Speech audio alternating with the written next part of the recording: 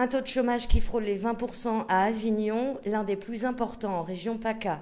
La situation de la zone d'emploi sur le marché du travail s'est fortement dégradée. Un constat alarmant pour Jackie Dufourcq, colistier d'André Seignon de la liste Avignon Alternative.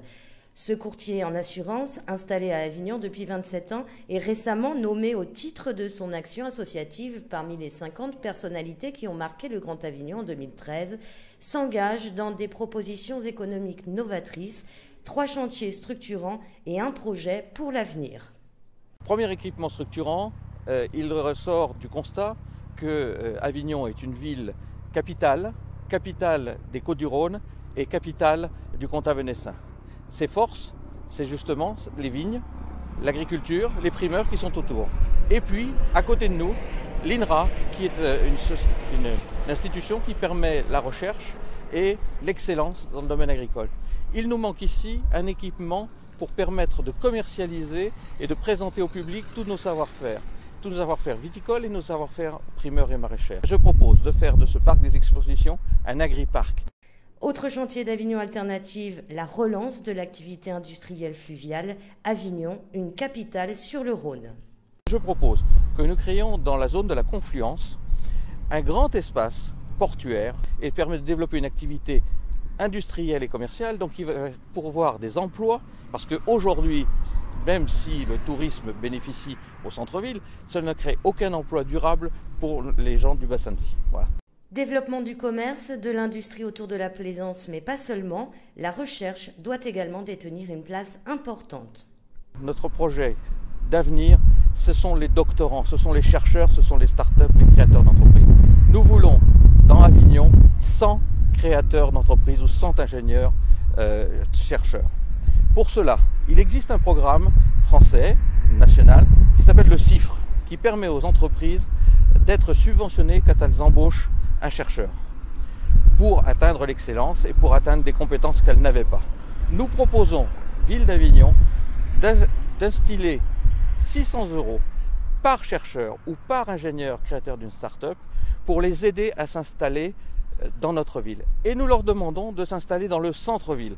Nous voulons faire du centre-ville d'Avignon, à l'intérieur des remparts, un pôle d'excellence en création et y amener des jeunes, des chercheurs, des ingénieurs.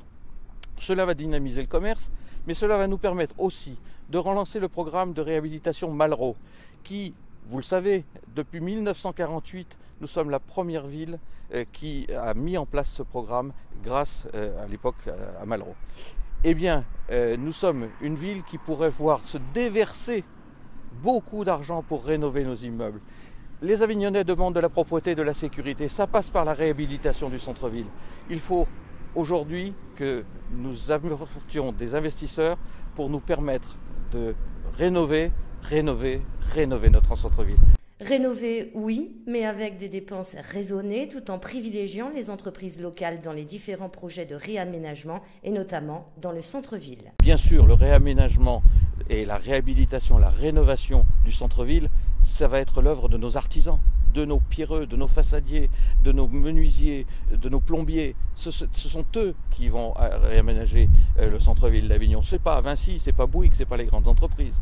Et puis, pour les grands aménagements, que seront par exemple le port de la Confluence, nous allons demander aux grandes entreprises, parce que là nous aurons besoin d'elles, de prendre l'engagement d'embaucher dans le bassin de vie une bonne partie des employés qu'elles auront besoin pour ce chantier. Voilà.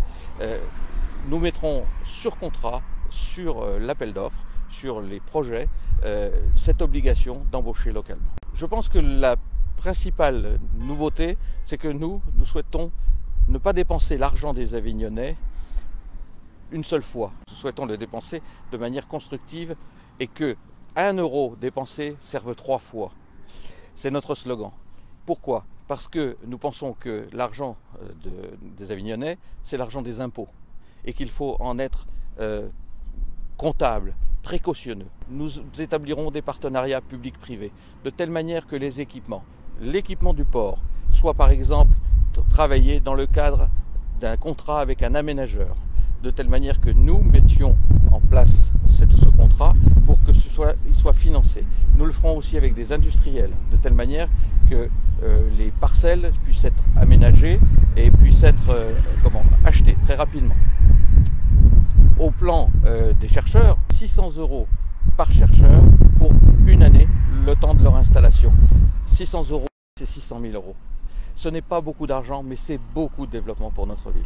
Voilà. Enfin, concernant l'économie culturelle et la transformation du parc des expos en agri-parc, Avignon Alternative propose la création d'un zénith de 6000 places en zone courtine, un équipement qui pourrait être desservi notamment par la virgule, de quoi sécuriser la circulation et privilégier les transports en commun. Avignon Alternative des Avignonnais pour Avignon, capitale sur le Rhône, capitale du spectacle, capitale de la recherche, parce qu'Avignon, c'est notre capitale.